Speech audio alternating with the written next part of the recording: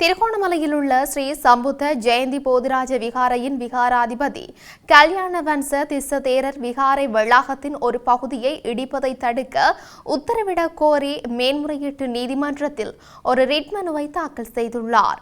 மனுவில் கடலோர பாதுகாப்புத்துறையின் பணிப்பாளர் நாயகம், சுற்றுச்சூழல் அமைச்சகத்தின் செயலாளர் மற்றும் சுற்றுச்சூழல் அமைச்சர் ஆகியோர் பிரதிவாதிகளாக குறிப்பிடப்பட்டுள்ளனர். மனுவின்படி விகாரை 1951 ஆண்டு பௌத்த சமய கட்டளை சட்டத்தின்படி அமரபுர நிகாயத்தின் கீழ் அதிகாரப்பூர்வமாக பதிவு செய்யப்பட்டதாக தெரிவிக்கப்பட்டுள்ளது. அத்தோடு 2014 ஜூன் 6ஆம் தேதியன்று அப்போதைய ஜனாதிபதி மஹிந்த ராஜபக்ச அப்போது விகாராதிபதியாக பணியாற்றிய மஹிந்த வன்சம திஸ்ஸ தேரரின் காலத்தில் விகாரைக்கு செல்லுபடியாகும் பத்திரத்தை வழங்கினார் என்றும் அதில் குறிப்பிடப்பட்டுள்ளது.